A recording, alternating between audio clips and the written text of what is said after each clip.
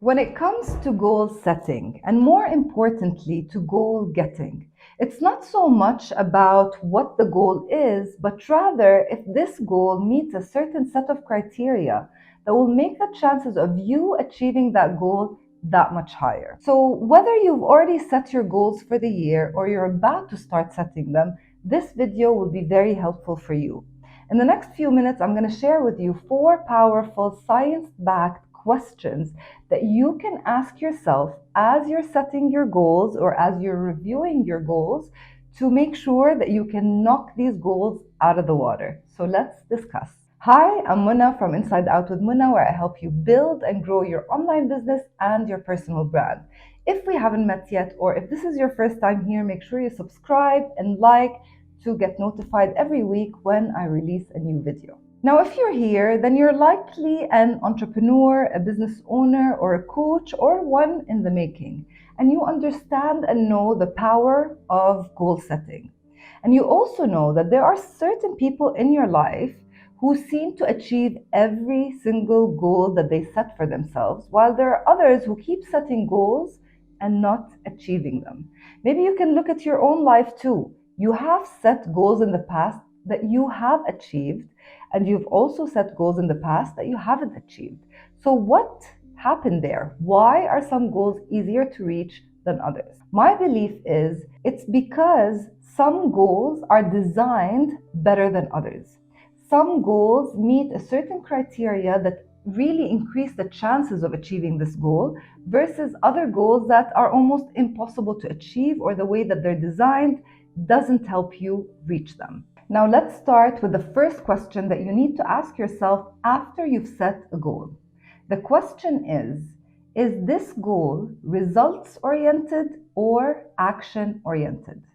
Now, for the longest time in my life, what I thought I understood from all the goals gurus out there is that my goal needs to be huge and it needs to be based on what I will get in the end. I realized not so long ago that this big goal and the thing that I want to achieve in the end is actually a dream, not a goal.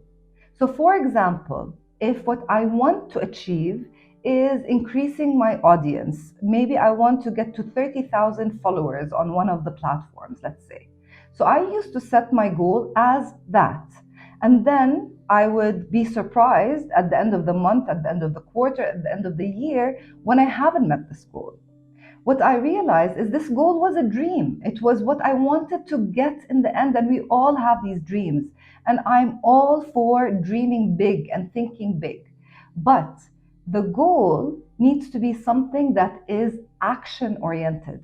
That means that it needs to be something that you will actually do. So going back to that example, if the dream is to get to 30,000 followers, the goal needs to be what you will do to get there. So maybe that means going live once a week on this platform of choice. Maybe it means collaborating with 5 influencers in your industry. Now, when you look at these are things that you have to do, things that are within your control. Let's take a different example from outside of business. Maybe your goal this year is to lose 10 pounds. Now, you can set this as the dream, but your goal needs to be action oriented once again. So, what does that mean for you? Does this mean working out 3 times a week and walking twice a week? Does this mean hiring a personal trainer? Does this mean cutting sugar completely from your diet? Whatever you decide to do, it needs to be something that you can physically do. That way, your goals become something that you can, at the end of the day, say, I did it or I didn't do it. If my goal continues to be, for another example, if my goal is to start making $5,000 in my business, that is the end result that I want, the dream that I want to get to. But the goal needs to be make 10 sales calls a week with qualified clients. Now, at the end of the week, I can check that I've actually made these calls or if I haven't made these calls, versus checking if I've reached the 5,000 or if I haven't reached the 5,000. I swear, this looks like a small difference, but it's huge. You need to always make sure your goals are action oriented, not results oriented. Question number 2 is to ask yourself, is this goal in the sweet spot? Now, this question is going to require you to practice a high level of self awareness and to ask yourself the questions and be honest with yourself. Because the point of having a sweet spot for the goal means that you don't want the goal to be so challenging that it's impossible to reach. So let's say, going back to the examples of making 10 calls to clients every single week. If you haven't been doing that at all, if your current number is 0, maybe getting to 10 calls a week feels almost impossible. That is such a huge shift in what you're doing. Going back to the other example of working out 3 times a week and walking twice a week and cutting out sugar, if you don't do any of these things now, maybe committing to exercising 5 times a week and cutting sugar completely is outside of the sweet spot. It's outside of what feels possible. It is too challenging for you right now. The problem with that is, if it's too challenging, you will feel demotivated because you won't feel like you're making much progress on it. On the other hand, if the goal feels like it's so easy, like I'm already working out 3 times a week and I'm going to increase it to 4, or I'm going to keep it at 3 to maintain whatever. That's not super exciting. That's not something new. That's not something that requires me to stretch myself. So the sweet spot is where there is a stretch, but it's not so stretchy that it's impossible to reach. So ask yourself, as you're looking at your goals, am I stretching myself? Am I taking myself outside of my comfort zone? Or is this too easy?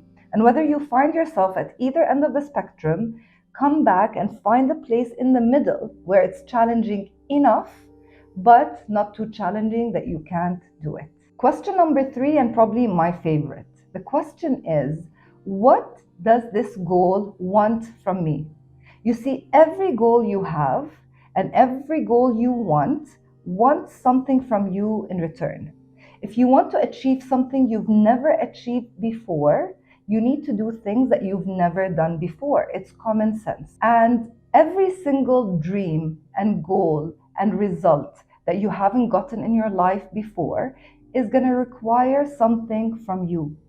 You need to figure out, what are these requirements? What does this goal want from me?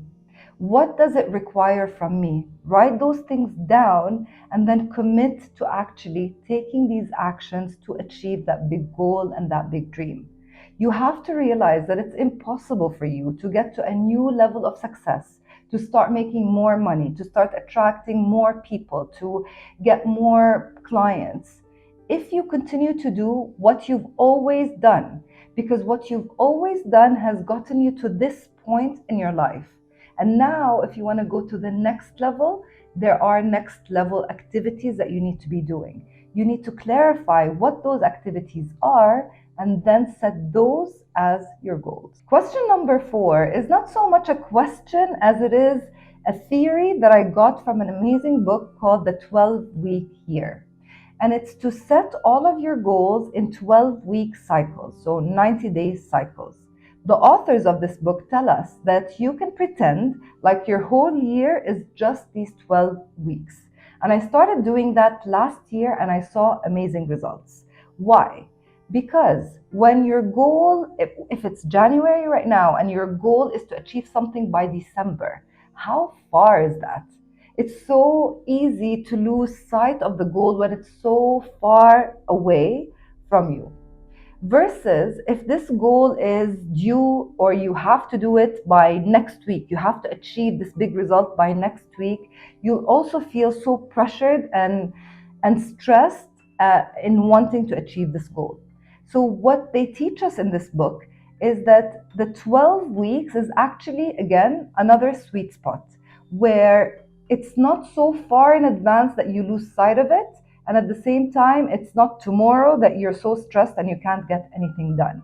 So when you set your year based on these quarters, based on these 90 days, it makes you more excited to achieve these goals because you can see them. and you feel like they are achievable. When I started doing this in my business last year, I really did see a huge shift in the results because I started feeling excited because I wanted to achieve this thing by March or by April or whenever it was, versus a year from now, where you completely forget that you've even set the goal. So my advice to you is to follow this 90-day cycles.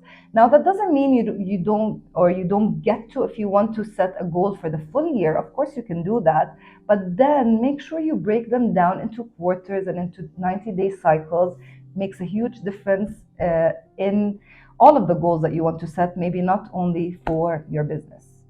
Now, I want to remind you that as entrepreneurs, as business owners, we get to design our lives and our businesses to fit what we want, what our dreams are. So remember, it starts with setting goals. It starts with the big dream. It starts with understanding where I want to go and how to get there. Take advantage of the fact that you are an entrepreneur, that you are a business owner, and you get to do that. Not many people can say that about their lives or their businesses. So I hope these 4 ideas and these 4 questions will help you set goals that you can actually achieve this year. If one of your goals this year is to make more money and increase your income in your business this year, then I have a gift for you. I've created a free training, a 30-minute training pre-recorded for you to watch at your own time, at your own pace, that helps you make your first or your next $1,000 in your business. Now, if you're someone who's already making $1,000 or more in your business, this video will also be helpful for you because I'm sharing with you a step-by-step process, 5 steps to be exact, that will help you increase your income no matter where you are in your business. The people who have attended and watched this training have come back with amazing feedback, so I really hope you enjoy it too. It's my gift to you in the new year, so make sure you download it from the link underneath this video.